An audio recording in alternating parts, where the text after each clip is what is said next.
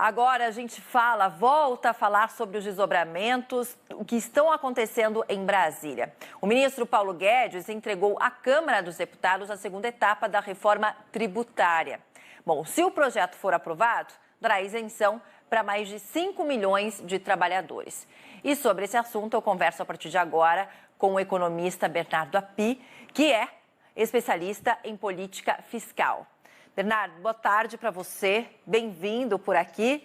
E eu já começo perguntando que eu vi algumas declarações suas que a respeito desse texto que foi entregue pelo ministro Paulo Guedes, a respeito da reforma tributária, que você disse que não é um texto muito bem equilibrado, não são propostas equilibradas. Por quais motivos?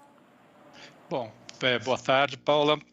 Ele não é equilibrado porque na parte da mudança do imposto de renda de pessoa física, ok, é uma medida claramente que tem um viés eleitoral também, mas pode até ser justificável.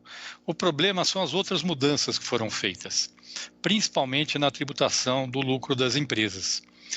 No caso das grandes empresas, era preciso fazer uma mudança, no caso brasileiro, a ideia de tributar a distribuição de dividendos, que hoje é isenta, faz sentido, mas o governo errou na mão. A mudança na forma como foi feita vai aumentar muito a tributação do lucro das grandes empresas, tanto as brasileiras quanto as empresas estrangeiras que investem no Brasil. E o efeito disso, no longo prazo, vai ser uma redução do investimento no Brasil e o Brasil vai crescer menos. Então, você fez, a mudança em si está correta, mas erraram na calibragem e, ao fazer essa calibragem, o efeito é um aumento muito grande na tributação das grandes empresas. Tem uma guerra tributária mundial para atrair grandes empresas, e o Brasil vai perder posição nessa guerra mundial e vai crescer menos. E tem também um erro de desenho muito sério no caso dessa ideia de botar um limite de isenção de R$20 mil para os lucros distribuídos para empresas que têm faturamento até 4 milhões e 800 mil por ano. Por que isso é um erro de desenho? Primeiro, porque as empresas vão começar a se organizar para ficar dentro do limite.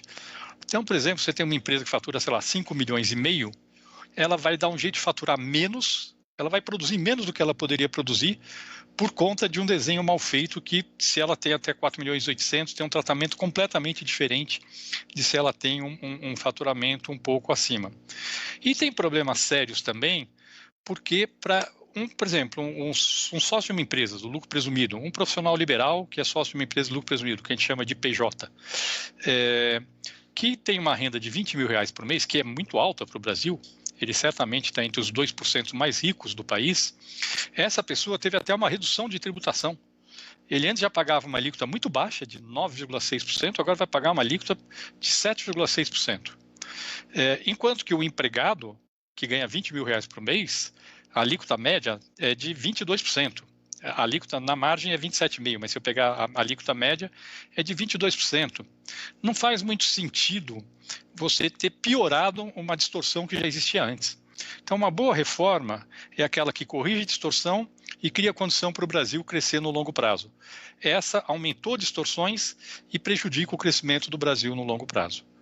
E tem uma outra modificação também no texto, Bernardo, que fala a respeito da faixa de isenção do imposto de renda, né? Que sairia aí dos 1.900 e pouco de agora para R$ 2.500. O que você acha dessa parte aí do texto? Eu acho que dá para discutir o nível e qual é o ideal.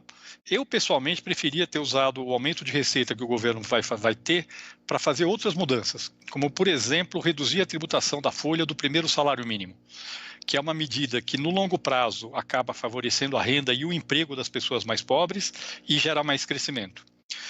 A mudança na tributação dos limites do imposto de renda, ela aumenta a renda dos trabalhadores no curto prazo, mas não gera crescimento no longo prazo, nem corrige nenhuma distorção. Tem uma discussão de qual é o nível adequado no Brasil, tá certo? Obviamente, o político sempre vai querer colocar para cima, mas a gente tem que saber qual é a porção da população que faz sentido pagar imposto de renda. Com o limite atual de R$ 1.900, você tem, na verdade, 19 milhões e meio de pessoas que pagam imposto de renda, tem 30 milhões de declarantes, mas 19 milhões e meio pagam. Desses, uns 4 milhões são aposentados. Então, tem, sei lá, 15 milhões e meio, 16 milhões que são trabalhadores que pagam imposto de renda. A população economicamente ativa, quer dizer, os trabalhadores do Brasil, são 95 milhões.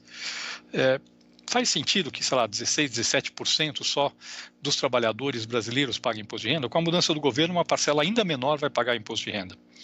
É uma discussão, não estou dizendo que está errado o aumento do limite para 2.500, mas eu acho que se você tivesse usado o mesmo dinheiro que você está alocando para isso, para fazer outras mudanças, você poderia ter um impacto melhor em termos distributivos e melhor em termos de crescimento do país.